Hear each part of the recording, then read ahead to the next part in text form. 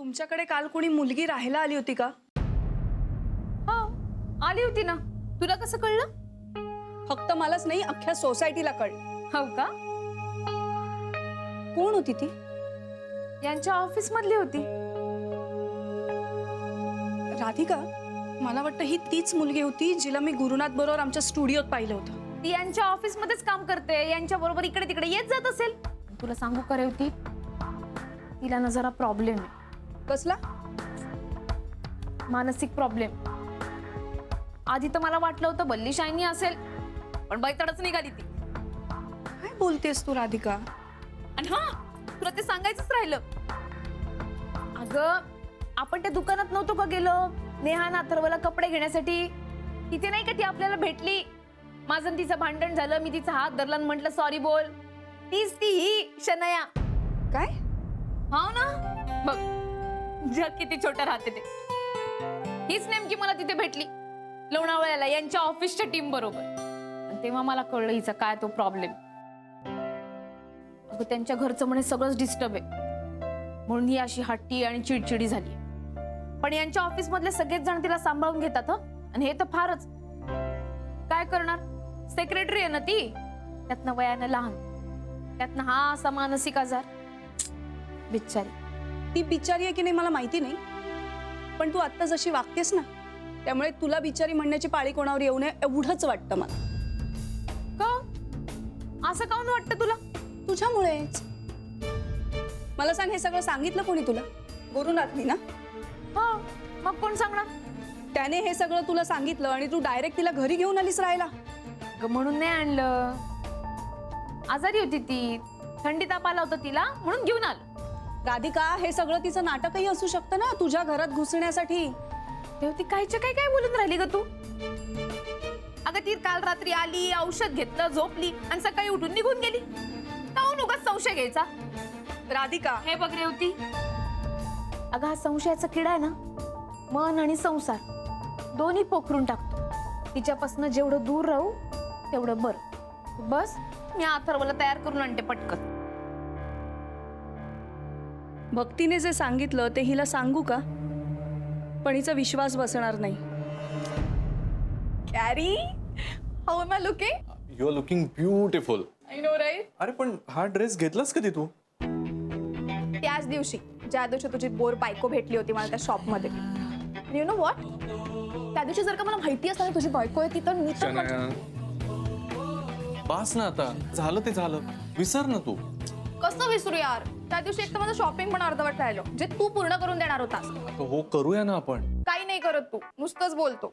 लोणावळ्याची trip पण खराब झाली आपली. ए, असं नको बोलूस. सगळं करूया आपण.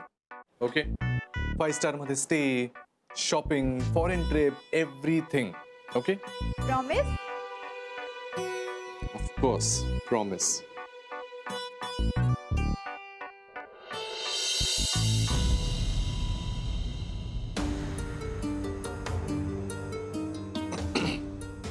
भक्ती, व्हॉट इज दिस? नॉक करून येता येत नाही तुला? एवढे साधे मॅनर्स नाही आहेत का? लाज सोडलेल्या माणसांनी मॅनर्सच्या गोष्टी करायच्या नसतात शनाया. भक्ती, व्हॉट द हेल या, माइंड युअर लँग्वेज. शनाया, हे मी नाही सगळेच बोलतायत. तुमच्या या अशा वागण्यामुळे सोसायटीच्या लोकांनी नोटीस पाठवली आहे, तरी तुमच्या लक्षात कसं येत नाही ग? नाही भक्ती, तुझा काहीतरी गैरसमज होतोय. Let me explain. I don't want any explanation mister Gurunath सुभेदार. आणि तुमच्याकडनं तर अपेक्षाच नाहीये. ही लहान आहे, अल्लड आहे, हिला कळत नाही. पण तुम्ही तर वयाने आणि अनुभवाने मोठे आहात ना, मच्युअर आहात. शिवाय एका स्त्रीचे पती आणि एका मुलाचे वडीलही आहात.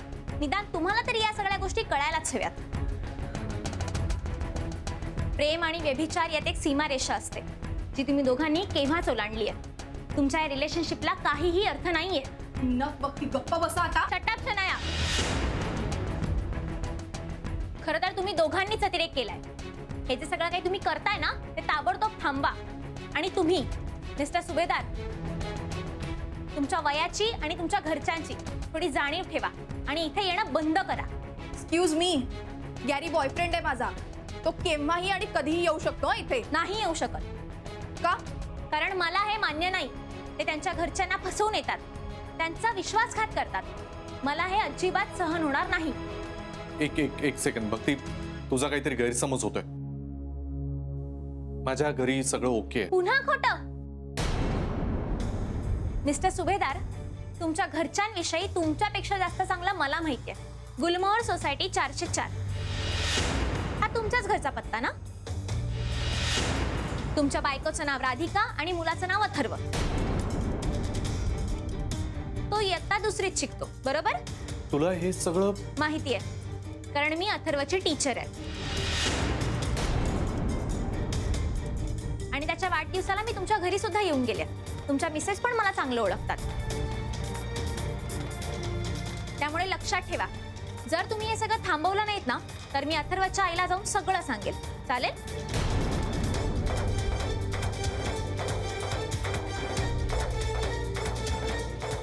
नाही, त्याची काही गरज नाहीये. मी जातो इथून.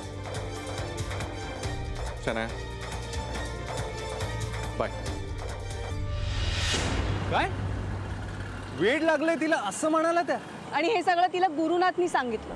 मला गॅरंटी आहे की हे सगळं खोटं आहे. गुरुनाथ त्यांना अशा काही खोट्या नाट्या गोष्टी सांगून फसवतोय. पण हे सगळं आपल्याला कळतंय, राधिकाला कुठे कळतंय? तिला असं वाटतं तिचा नवरा जे काही तिला सांगतो ते म्हणजे काळ्या दगडावरची रेघ आहे. एक साधी गोष्ट, एका मोठ्या कॉर्पोरेट कंपनीमध्ये काम करणारी मुलगी वेडी कशी असू शकते? तेच तर. पण हे तिला कळतच नाही ना. तो तिला वाटेल ते सांगतो आणि तिला ते पटतं. मला ना या राधिका सारख्या बायकांचा ना कधी कधी जाम राग येतो. त्यांना स्वतःचे विचार नाही आहेत का? सगळं नवऱ्याचं कसं ऐकतात ते खडसावून विचारू शकत नाहीत त्याला. कारण बायका आपल्या नवऱ्यावर जीव ओवाळून टाकतात. नाही, असं मी नाही, तुम्हीच त्या दिवशी म्हणालात ना. हो, ते खरंच आहे. पण ह्या नादात स्वतःची, स्वतःच्या अस्तित्वाची, स्वतःच्या संसाराची काळजी का नाही घेऊ शकत त्या? राधिका खूप चांगली आहे हो. साधी सरळ आहे, भोळी आहे. तिला यातनं बाहेर काढायलाच हवं. पण कसं ते कळतच नाहीये मला. कारण माझ्या कुठल्याच गोष्टीवर तिचा विश्वास बसत नाहीये. म्हणजे तुमच्यात तर चांगली मैत्री आहे ना, आणि तरीही त्या तुमचं ऐकत नाही. कारण तिला असं वाटतं की मी पुरुष द्वेष्टी आहे. जगातल्या सगळ्या पुरुषांचा मला राग येतो. माझ्या नवऱ्याने मला फसवलं म्हणून तिला असं वाटतं की जगातल्या सगळ्या पुरुषांवरती मी संशय घेते. का? खरं नाहीये का ते? नाहीये. जगातले सगळे पुरुष वाईट नसतात. आता तुमचंच बघा ना, तुम्ही किती चांगले आहात.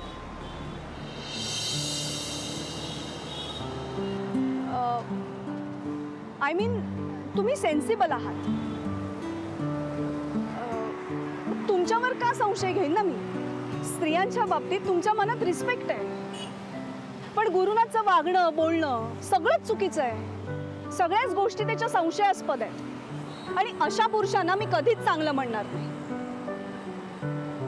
एनिवे, आता हा प्रॉब्लेम कसा सॉल्व्ह करायचा ते ठरवूया. कारण माझी एकही गोष्ट ती ऐकत नाहीये. मग कुणाचं ऐकतील त्या?